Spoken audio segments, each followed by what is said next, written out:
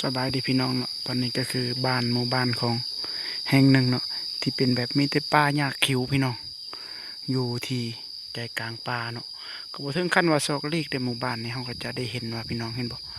มีทางแดงแต่ว่ามันเป็นหน้าผานี่เนาะแต่ว่าบ่ฮู้ว่าบ้านในฮอดบ่ซาวหลังคาเรือนพี่น้องอยู่กลางป่าลึกลับเนาะหมู่บ้านแห่งนี้พี่น้อง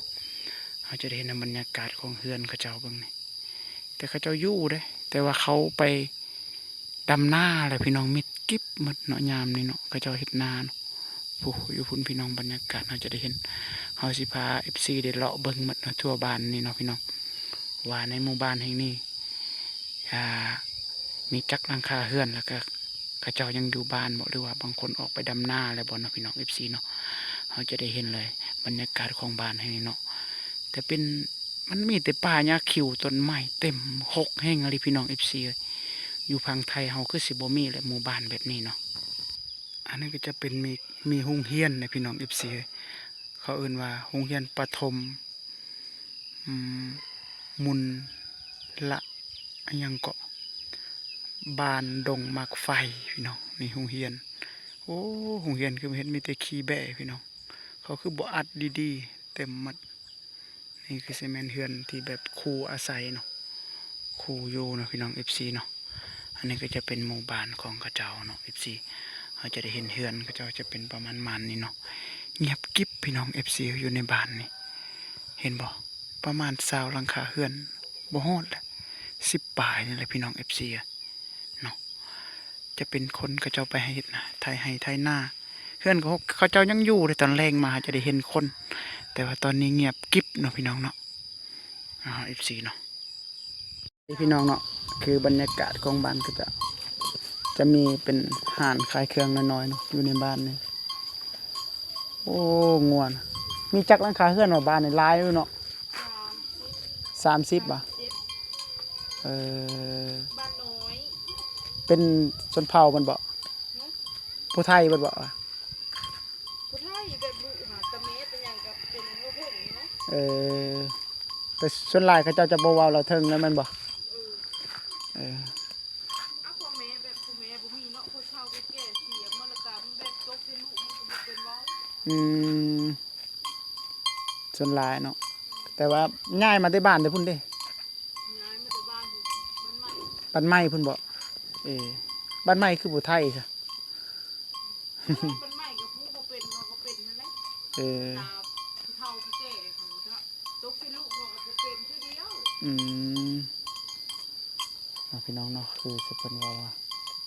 เป็นหมู่บ้านครับพี่น้องแบบเราถ่ายมุกนั้นเขาเพิ่นมาขายห้อยแบบมันนั้นหาอยู่ บรรยากาศของบ้านเขาเจ้าพี่น้องเนาะเราจะมาเบิ่งของบ้านของเขาเจ้าเนาะพี่น้อง FC ก็บ้านของเขาเจ้าก็เงียบกิ๊บยามนี่เพราะว่าเขาเจ้ามาดำนาเนาะหลายคนก็เฮ็ดเวียกเฮ็ดไร่เฮ็ดสวนเนาะเราจะมาเลาะเบิ่งไปเบิ่งเนาะแต่ว่ามันบ้านเขาเจ้าก็466นิดนึงมันมีต้นไม้ต้นมะม่วงพี่น้องเนาะพี่น้อง FC เนาะมันก็จะเป็นบ้านเฮือนของเขาเจ้าเนาะแต่เขาเจ้าจะบ่อยู่เฮือนได้พี่น้องเนาะพี่น้องเนาะนี่ FC เราจะได้เห็นบรรยากาศของบ้านของเขาเจ้าเนาะ FC อันนี้คือเส้นทางมาแต่ผู้อันนี้ก็ออกไปทางตะแคกเนาะออกไปทางมหาไซเนาะผู้ใด FC ทางฝั่งไทยเขาก็เคยมาทางนี้ก็คือสีหูคุ้นๆเนาะพี่น้อง FC เนาะอันนี้ก็คือบ้านเฮือนบรรยากาศนี่คือทางของเขาเจ้ามาแต่พุ่นเนาะเราจะเลาะเบิ่งเนาะพี่น้องเนาะบรรยากาศของบ้านเขาเจ้ามันเงียบกิ๊บพี่น้องเนาะเฮ็ดไร่เฮ็ดหน้าเลยเขาเจ้าเพราะว่า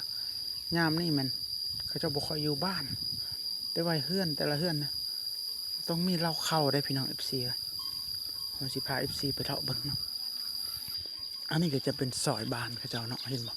4เฮือนแต่ละเฮือนมีกิ๊บมีนกมีหยังจะมาบรรยากาศของบ้านเฮือนของเขาเจ้าเนาะจะมาพา FC เบิ่งแต่ว่า FC ทางฝั่งไทยเฮาก็คือสิบ่มีแล้วเนาะเฮือนแบบผาไตแบบนี้เนาะพี่น้องเนาะนี่เฮือนเขาเจ้าแบบยังโบราณนะจะได้เห็นบ่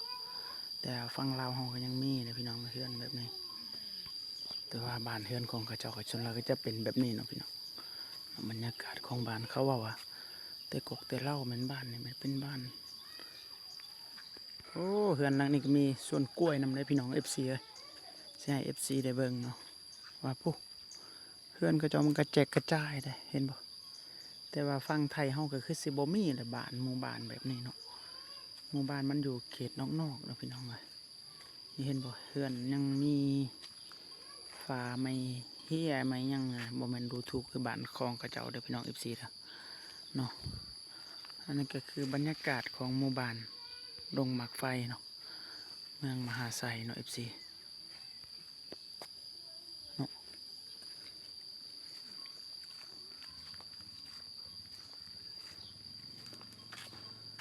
เห็นพี่น้องเขาจะย่างเข้าไปในให้เบิ่งเพราะว่าเมื่อกี้นี่เฮามาแต่พูน FC อะพูแต่พูว่าไกลเติบได้พี่น้องบรรยากาศของแต่ว่าเขาว่าประมาณ30หลังคาเฮือนเนาะพี่น้อง FC เนาะในหมู่บ้านแห่งนี้เนาะ